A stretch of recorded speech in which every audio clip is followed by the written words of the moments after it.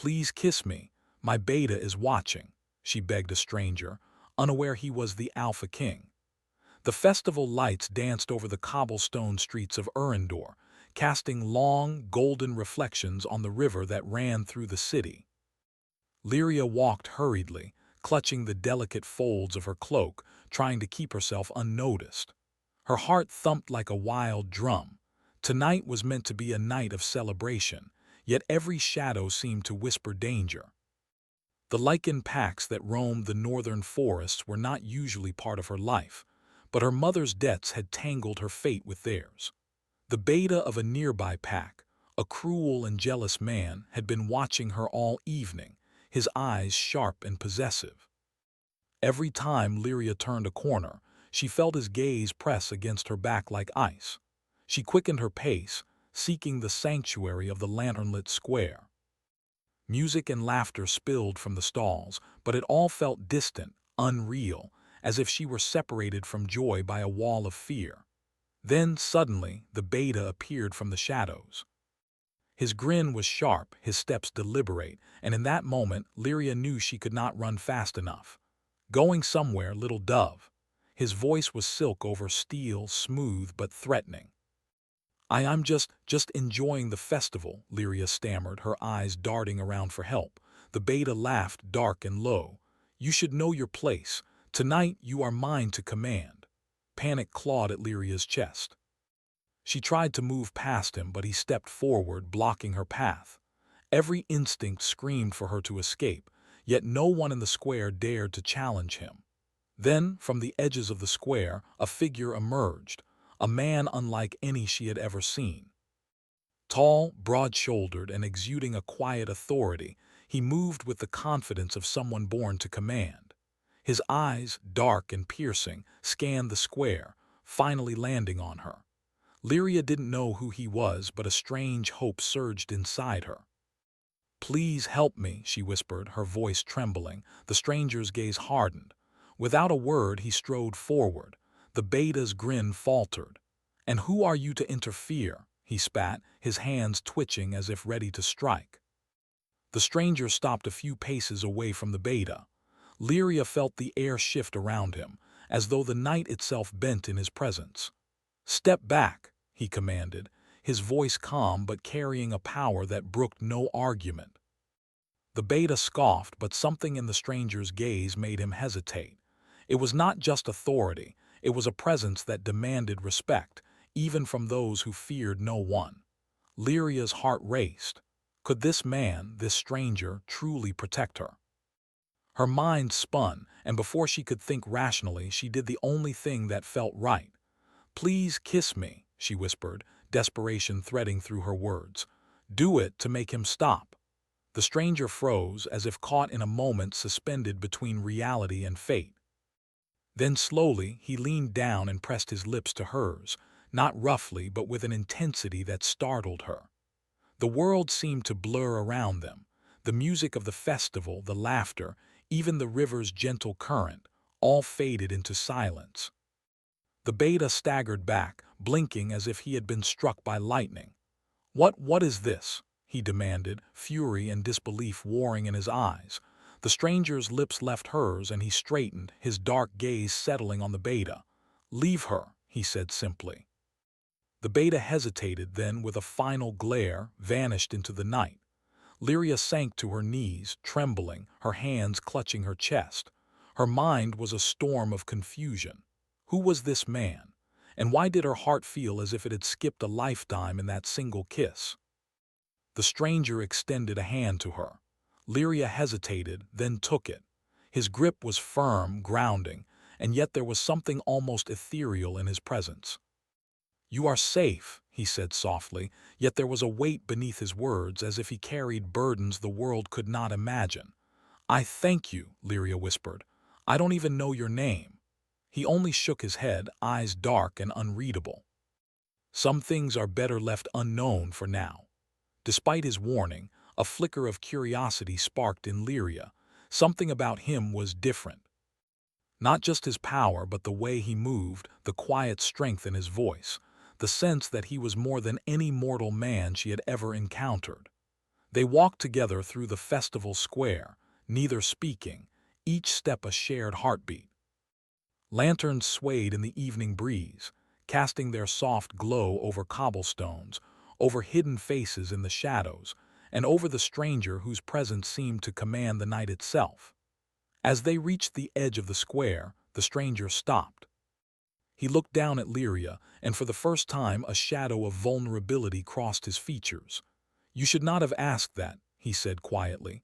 I had no choice," Lyria replied, her voice trembling. "He would have hurt me."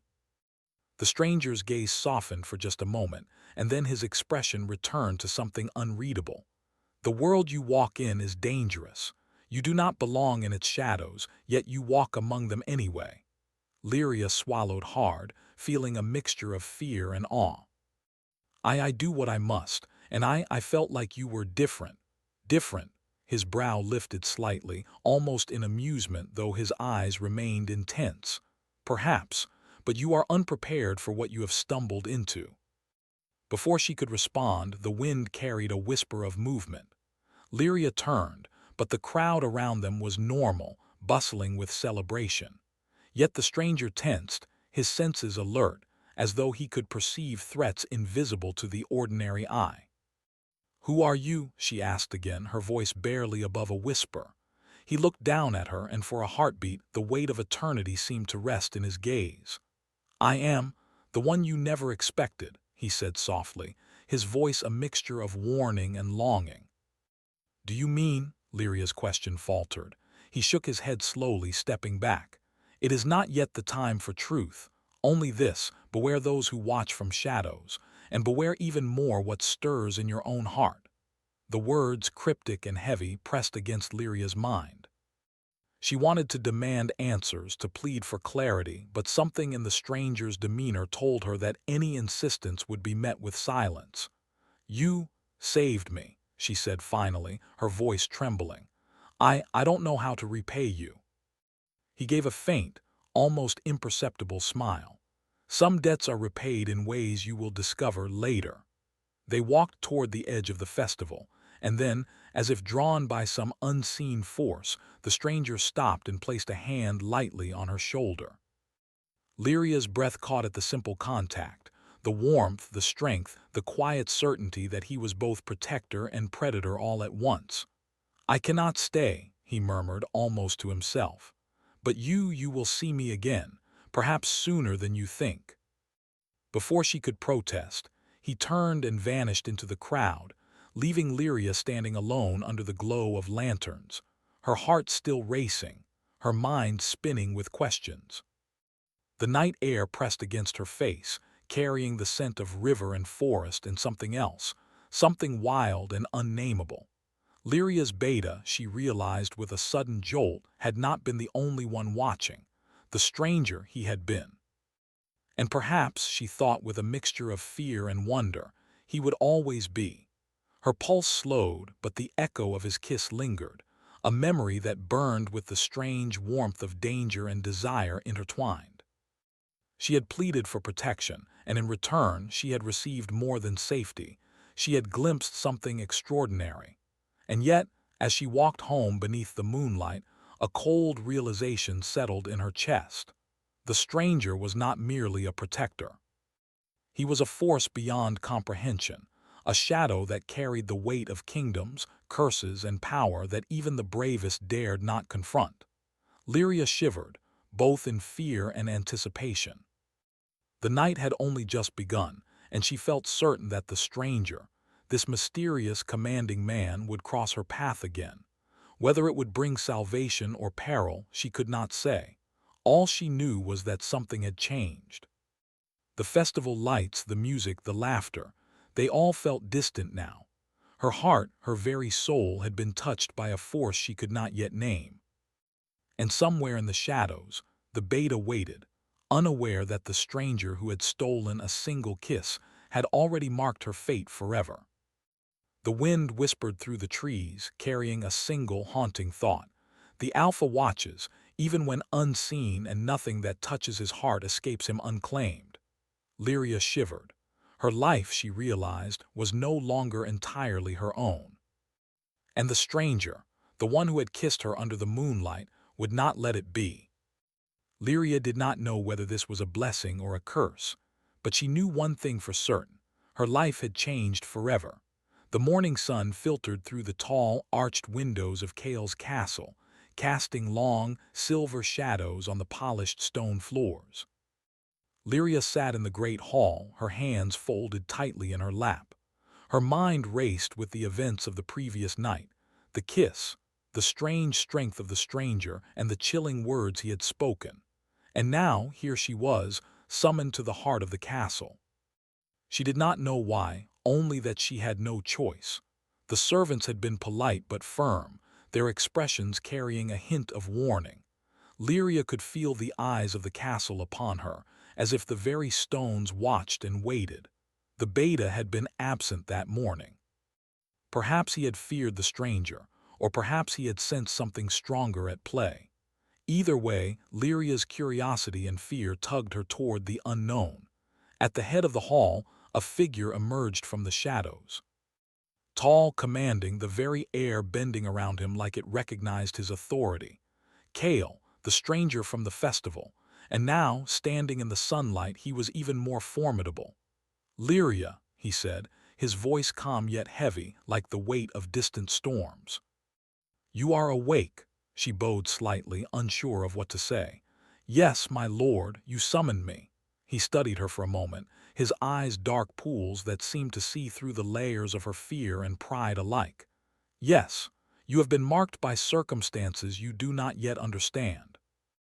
I will not ask you to call me stranger any longer. I am Kale, Alpha of the Northern Packs." The words sank into Lyria's mind like ice. Alpha King, ruler of the Lycan clans, the very man whose presence could bend men and beasts alike, and he had kissed her.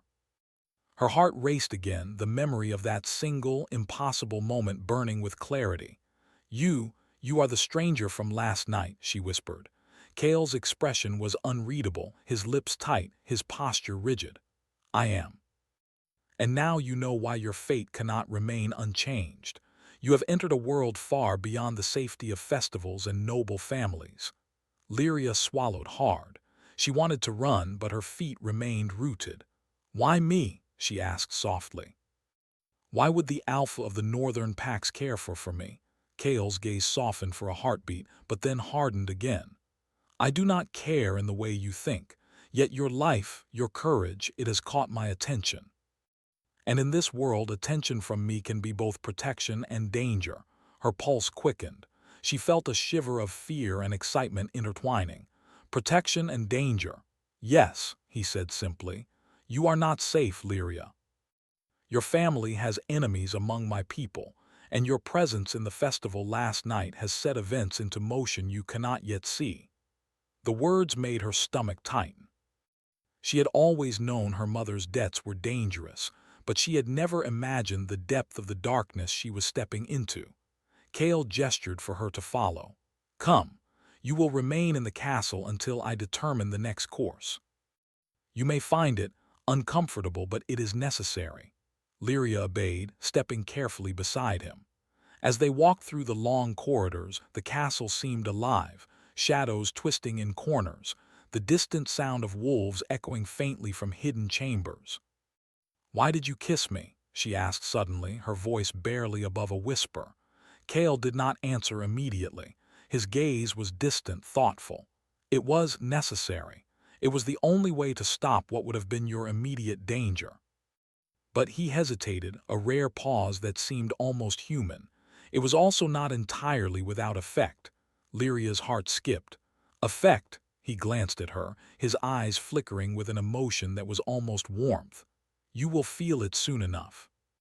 And you will understand that some gestures cannot be undone and some bonds, once formed, cannot be ignored." The words both frightened and fascinated her. She had entered a world she did not understand, yet the pull toward Kale, the magnetic force of his presence, was undeniable. Their footsteps led them to a quiet courtyard, where the sunlight dappled the cobblestones through the leaves of ancient oaks. Kale turned to her. "You must know, Lyria, that not all my people will welcome you. Some will resent your presence. Some will see you as a threat. Even among the Alpha's own pack, loyalties can fracture like ice underfoot. I am not sure I understand, she admitted. Why would they resent me? I am nothing, just a woman caught in my mother's mistakes. Kale's eyes softened again briefly, almost imperceptibly. You are more than you think, but you are also in danger because of those who measure worth only in power and lineage. You must be cautious. Before she could respond, a commotion arose at the castle gates. Kale's ears twitched slightly, and a shadow of alertness crossed his features.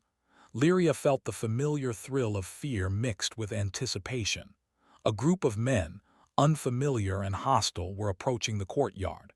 They moved with precision, their intentions clear.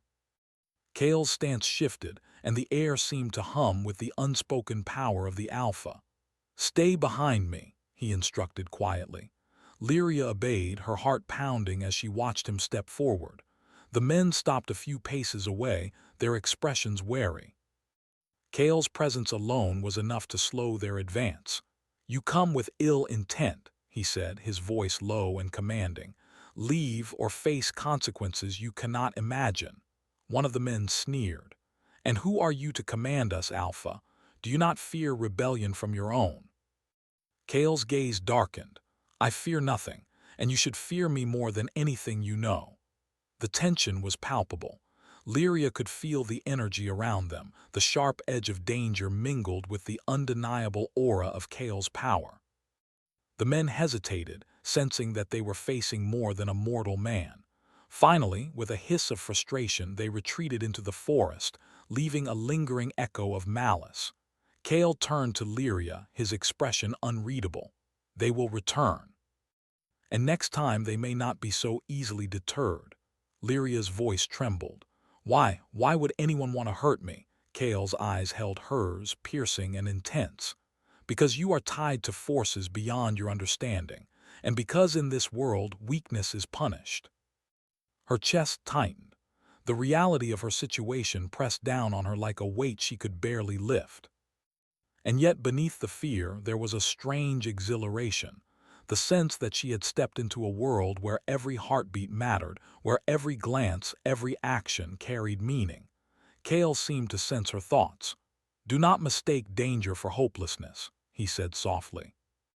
"Even in the shadows you can find strength, and even in darkness bonds can form that are stronger than fear." Lyria felt a spark of courage ignite within her. "Then will you teach me? Will you help me survive in your world?" Kale's gaze softened fleetingly. "Perhaps. But survival is only the beginning. You must learn to walk between power and danger without losing yourself." As the afternoon waned, Kale led Lyria through the castle, showing her hidden chambers, libraries filled with ancient knowledge, and halls where portraits of previous alphas stared down with solemn eyes. Each step was a lesson in observation, awareness, and respect. And yet through it all, the memory of the kiss lingered between them like a fragile thread, taut and unbreakable.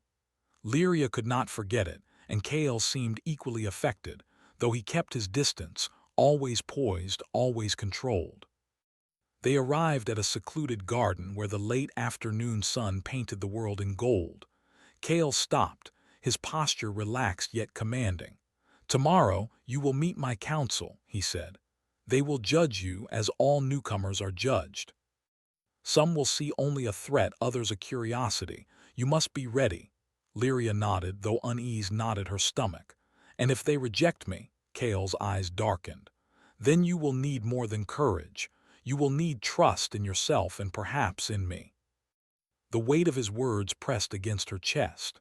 She wanted to ask what he meant, to demand clarity, but something in his eyes held her back. There was power, yes, but also an unspoken warning. Questions could wait, lessons could not.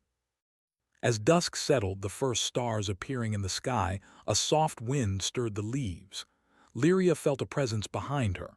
She turned, startled, and saw Kale standing a few paces away, silent, watching her. "You have changed tonight," he said quietly, almost to himself. "And yet you remain fragile. That will not last long. Before she could answer, a messenger arrived, breathless and wide-eyed. "Alpha Kale, there is news from the northern forest. The beta, he has gone missing." Lyria froze. The beta who had threatened her, who had made her life fearful, he was gone. Kale's eyes narrowed, sharp and dangerous. "Missing," he repeated.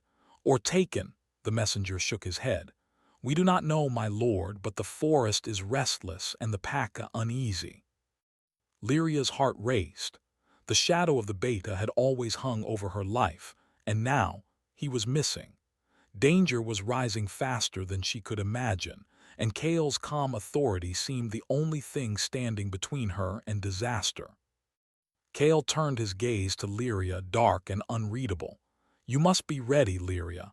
The world you have stepped into does not forgive hesitation, and what you feel, what you desire, may soon be tested in ways you cannot imagine." Her pulse quickened, fear and anticipation mingling. The stranger who had kissed her, who had saved her, the Alpha King, Kale, was no longer a distant mystery. He was her protector, her challenge, and perhaps her destiny. And the shadows of power were closing in, faster than she could run. Night had fallen over Kale's castle, blanketing the kingdom in silver moonlight. Lyria stood at the edge of the courtyard, her cloak drawn tight around her shoulders. The events of the past day had weighed heavily on her mind. The beta's disappearance had shaken the northern packs, rumors spreading like wildfire through the forests. And yet, amid the fear and uncertainty, her thoughts kept drifting back to Kale. He had been distant that evening, pacing the halls with a storm in his eyes that she could not read. Yet when their paths crossed, the tension between them was electric, silent, almost unbearable. She did not know whether to fear him, admire him, or want him. "Lyria," Kale's voice broke the night, calm yet commanding. She turned and saw him stepping into the moonlight, the glow outlining the sharp angles of his face, the commanding strength of his figure. "You wish to speak with me, my lord?" she asked, bowing slightly, though her heart thumped wildly. Kale approached, eyes dark and intense. "We are to leave at first light. The northern forest stirs, and the beta's disappearance is no simple matter. I need you to come with me." Her stomach tightened. "Me, but I am not trained in fighting or survival in the wild." "You are not meant to be ordinary," he said quietly, though his eyes betrayed something else, concern, almost tender. "You will learn. And in these forests, danger does not forgive hesitation or weakness. I cannot protect you from everything, but I can guide you." The words made her shiver. She wanted to run, to deny this impossible journey, but she knew deep down that she could not. Kale's presence drew her forward like gravity, and she felt powerless against the pull. By dawn, they were riding toward the northern forest. Kale had chosen a small, quiet path, avoiding the usual roads that humans traveled. The air was crisp, scented with pine and the distant tang of wild rivers. Lyria's hands gripped the reins, and every sound, the rustle of leaves, the distant call of wolves, heightened her awareness. "You must be alert," Kale warned, his voice low. "Not everything in these woods is visible, and not all threats announce themselves." She nodded, swallowing hard. I will try." "Try is not enough here," he replied, his gaze fixed ahead. "You must act with certainty, even when your heart wavers." As they rode deeper into the forest, the sunlight faded beneath the thick canopy. Shadows moved in strange ways, and Lyria's pulse raced with each snap of a twig. She sensed eyes watching them, though no creature appeared. Kale's senses, however, seemed attuned to everything. He would pause, glance into the shadows, and the hair on her arms would rise with a shiver. Hours passed, and the forest grew denser, darker. The air felt charged, as if it held secrets waiting to be revealed. At last, Kale stopped near a small clearing. The ground was scarred, evidence of a struggle. Lyria's stomach dropped.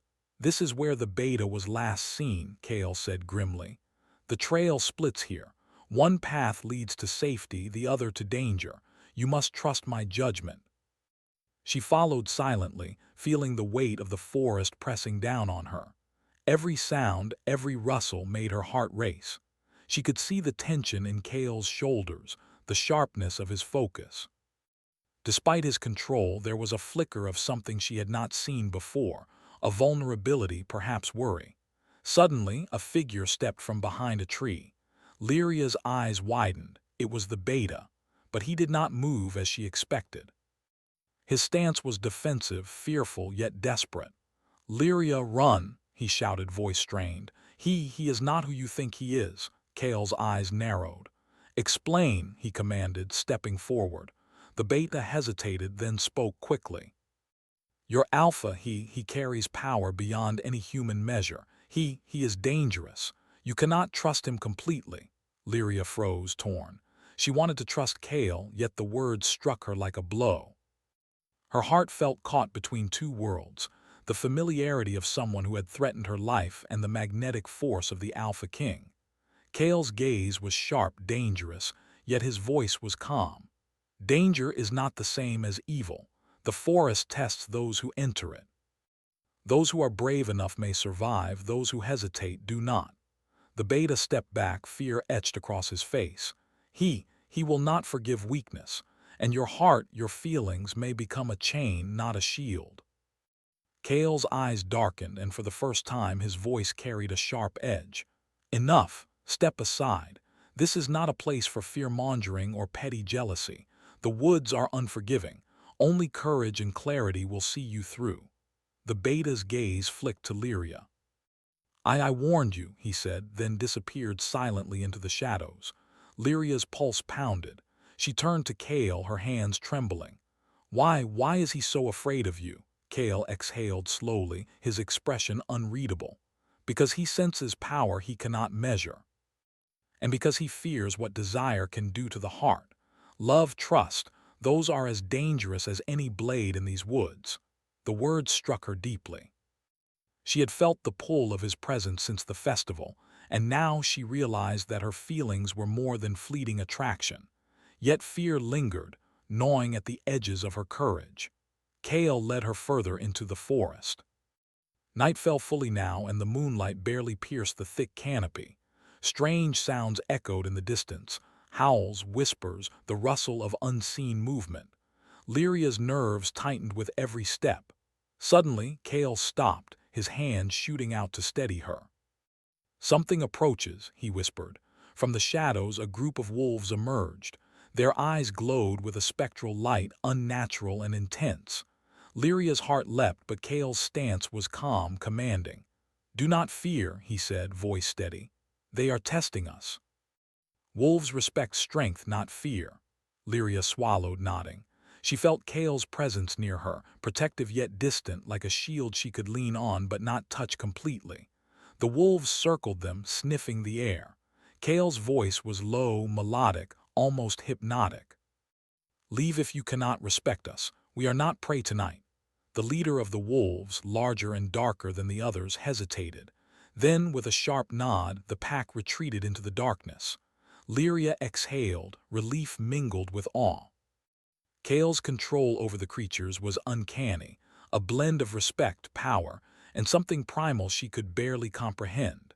They continued, finally reaching a clearing with a small, shimmering pool. Moonlight reflected off the water, casting a soft glow over the surroundings.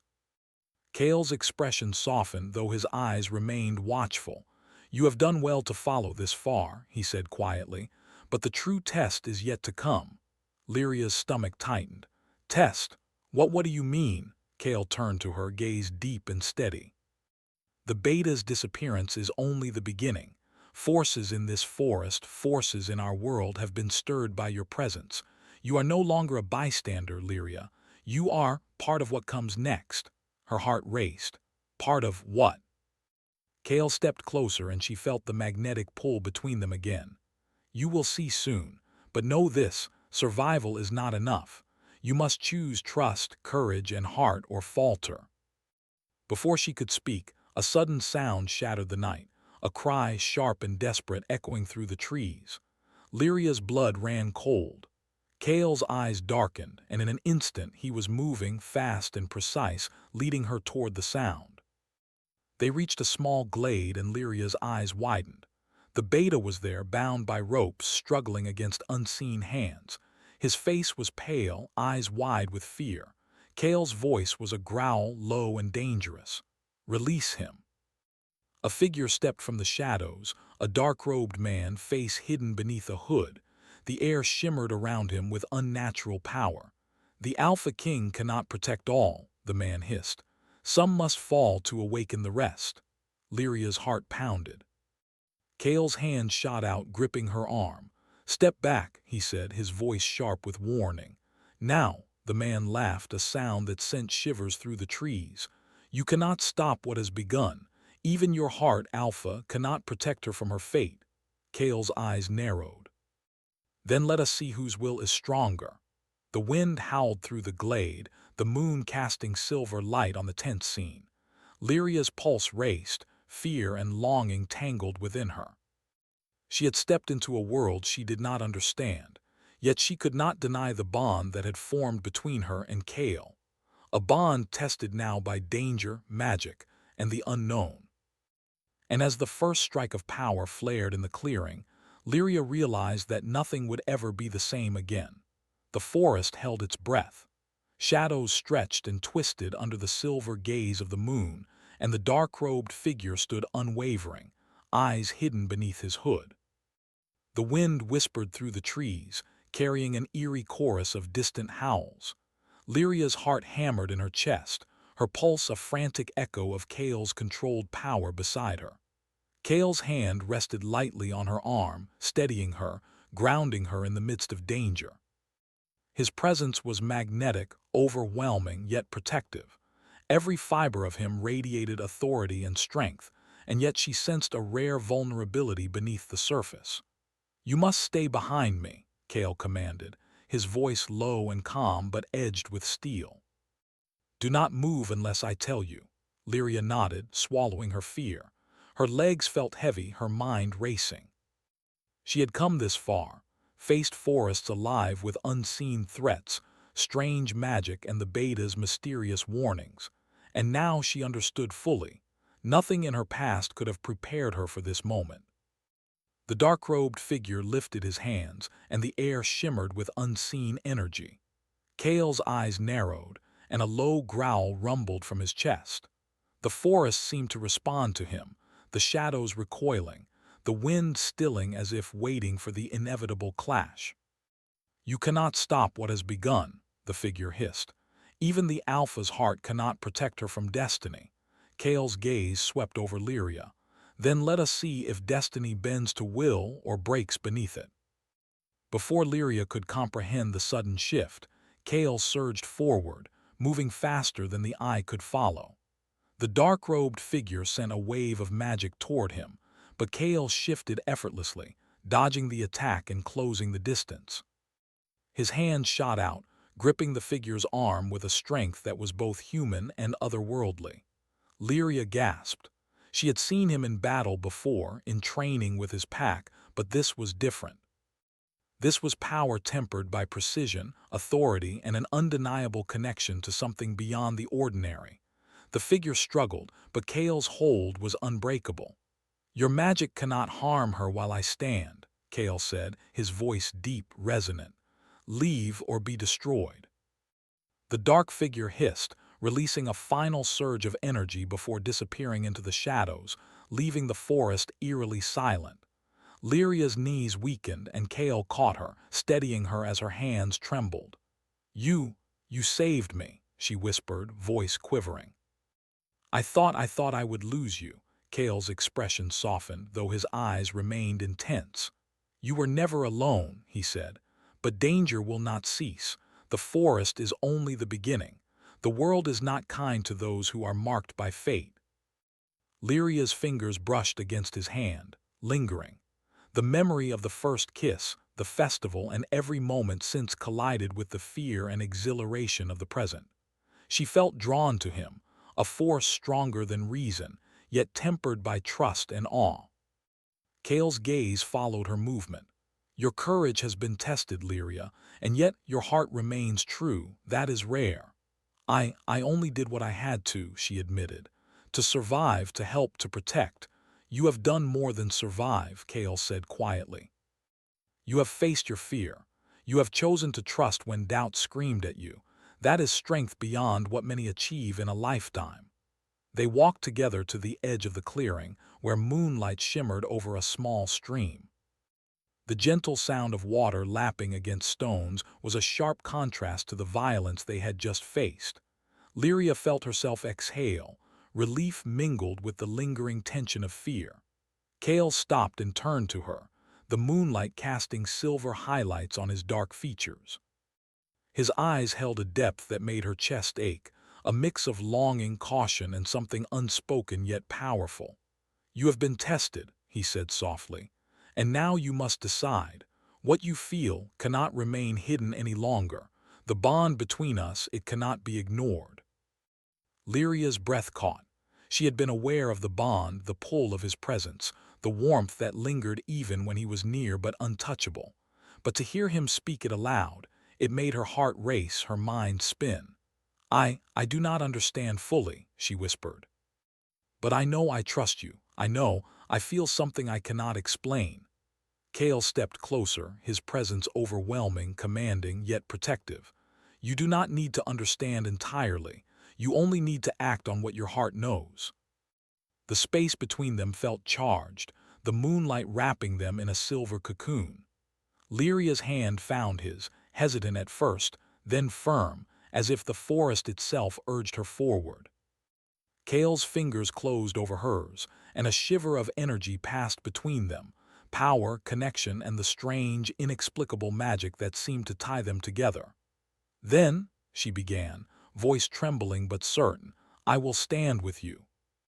Kale's expression softened, almost tenderly, before his lips brushed hers in a kiss that was both protective and consuming. The world seemed to fall away. Forest, moonlight, shadows, fear, all vanished, leaving only the intensity of their connection. Lyria's heart raced, her mind alight with awe, fear, and a profound sense of belonging. She pressed closer, matching his strength with her own courage, and for the first time she felt truly seen, not as a pawn, not as a frightened girl, but as someone who could face the world alongside the Alpha King.